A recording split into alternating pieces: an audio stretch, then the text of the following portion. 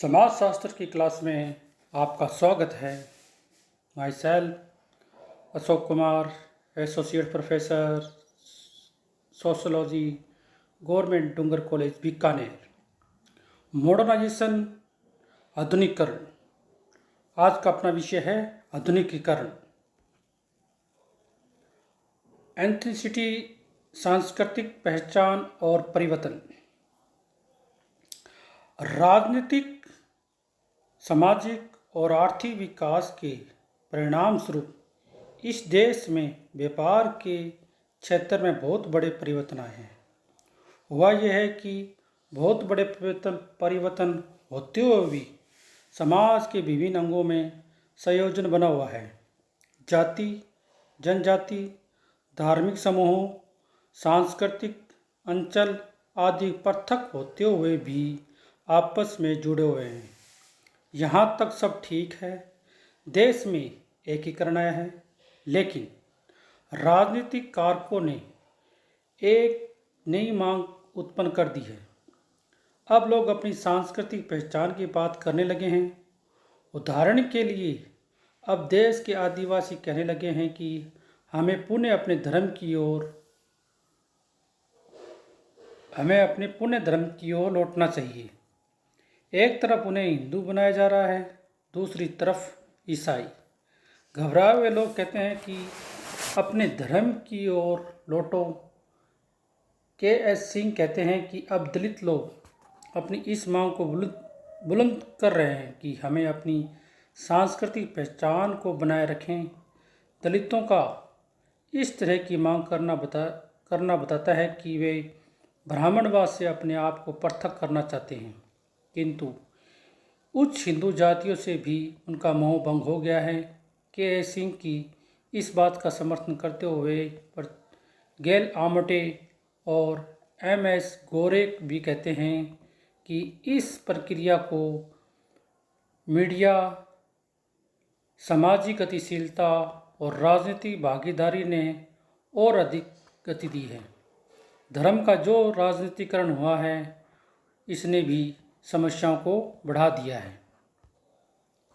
अब बात करेंगे आधुनिकीकरण और परिवर्तन की समस्याएं। क्या है आधुनिकीकरण और परिवर्तन की समस्याएं? आधुनिकीकरण ने भारतीय समाज में कई समस्याएं उत्पन्न कर दी हैं। हमारे यहाँ औद्योगिकरण से पहले व्यवस्था में जो सभ्य अनुकूलन था, उसे आधुनिकीकरण ने बिगाड़ दिया है। उत्पादन की विधियाँ बदल गई हैं और इसके परिणाम स्वरूप सामाजिक और राजनीतिक संस्थाओं में बदलाव आ गया है। किसमें बदलाव आ गया है? उत्पादन की विधियाँ बदल गई हैं, इसके परिणाम स्वरूप सामाजिक और राजनीतिक संस्थाओं में बदलाव या परिवर्तन आया है। देखा जाए तो पिछले 50 और 70 वर्षों में इस देश में दो क्रांति आई हैं। पहली क्रांति तो औद्योगिक क्रांति थी, दूसरी प्रजातांत्रिक। पहली क्रांति कौन सी थी? औद्योगिक क्रांति है, दूसरी प्रजातांत्रिक। इन दोनों क्रांतियों ने परंपरागत सभ्य अनुकूलन को उलट पुलट कर दिया है। इन दोनों क्रांतियों ने क्या किया है? परंपरागत सभ्यवाद अनुकूलन को उलट पुलट कर दिया है। औद्योगिक क्रांति राष्ट्र निर्माण की बात करती है। औद्योगिक क्रांति किसकी बात करती है? राष्ट्र निर्माण की बात करती है। इसका परिणाम यह होता है कि हम एक विश्व समुदाय या विशेषी सभ्यता के साथ जुड़ जाते हैं। जब ऐसा होने लगता है, तब सबसे बड़ा खतरा स्थानीय और आंचलिक संस्कृति की पहचान को पैदा हो जाता है। इसका हो जाता है जब हम एक विश्व समुदाय या विशेषी सभ्यता के साथ जुड़े जाते हैं, तब ऐसा लगता है कि तब सबसे बड़ा खतरा स्थानीयता और आंचलिक संस्कृतियों की पहचान में पैदा हो जाता है। जब हम राष्ट्र निर्माण के काम में जुट जाते हैं, तो इससे आर्थिक और औद्योगिक विकास होता है। इसका विकास होता है राष्ट्र निर्माण में, आर्थिक और औद्योगिक विकास होता है। इस विकास गैर बराबरी को बढ़ावा देती है। उदाहरण के लिए हरित क्रांति और श्वेत क्रांति ने गांव में गैर बराबरी को बढ़ा दिया है। इसी तरह औद्योगिक विकास ने पर्यावरण को नष्ट कर दिया है। गंदी बस्तियां आ गई हैं। रुचिकर बात यह है कि इन प्रक्रियाओं के परिणाम स्वरूप देश के विभिन्न अंचलों में सांस्कृतिक पहचान का मुद्दा उभर कर सामने आया है। अब आदिवासी जातियां और धार्मिक समूह अपनी पहचान पर जोर देने लगे हैं। आए दिन नए देवी देवताओं का अवयव हो रहा है। नित्य नई शोभा यात्रा निकाली जा रही हैं। कहीं भी ऐसा नहीं लग रहा कि उद्योग और उत्तर उद्योग के विकास के स्तर पर पहुंचकर हम भारतीय सामाजिक समस्याएं या मानवीय समस्याओं के साथ रूबरू हो रहे हैं। परिणाम यह हो रहा है कि हमारी संयुक्त परिवार की परंपरागत टूट रही है।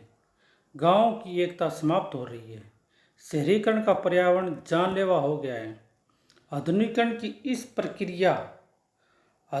की इस प्रक्रिया में हमारे परंपरागत मूल्य खतरे में आ गए हैं। संयुक्त परिवार धीरे धीरे टूट रहे हैं और गांव की एकता समाप्त हो रही है। शहरों का पर्यावरण जानलेवा हो रहा है।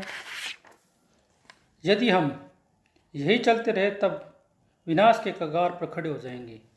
प्रसिद्ध समाजशास्त्री योगेंद्र सिंह कहते हैं कि आधुनिकीकरण का हमारा मूल्य सांस्कृतिक व्यवहारों, पारिस्थितिकी और मानसिक तथा शारीरिक स्वास्थ्य और जीवन की गुणवत्ता पर ऐसा प्रभाव पड़ा है कि इसका परिणाम हमारे लिए विनाशकारी होगा।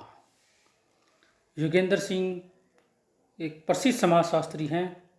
वो कहते हैं कि आधुनिकीकरण का हमारे मूल्यों, सांस्कृतिक व्यवहारों, पारिस्थितिकी और मानसिक और शारीरिक स्वास्थ्य और जीवन की गुणवत्ता पर ऐसा प्रभाव पड़ा है कि इसका परिणाम हमारे लिए विनाशकारी हो सकता है। हमारा सांस्कृतिक संघर्ष बहुत गहरा है। आधुनिकीकरण ने हमारी परंपराओं और नए मूल्यों में एक उद्विकास भेंट कर दिया है, जिसके कारण हमारे परंपरागत मूल्यों का भय हुआ है।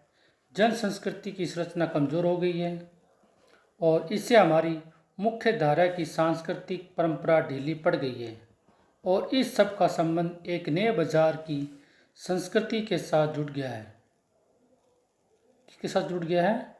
नए बाजारों का उदय हुआ है। नए बाजार के कारण संस्कृति के साथ जुड़ गए हैं। हमारा विचार यह है कि यदि आधुनिकीकरण के इस दौर में हमारी परंपरागत परिवार व्यवस्था टूट गई और गांव एवं मोहल्लों के संबंध कमज़ोर हो गए हैं, तब अन्य विकसित समाजों की तरह हमारे समाज की सामाजिक और आर्थिक व्यवस्था भी संकट में आ गई है।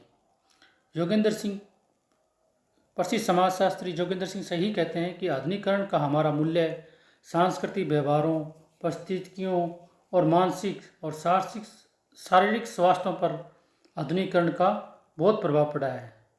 इसका परिणाम हमारे लिए क्या होगा? विनाशकारी होगा। धन्यवाद।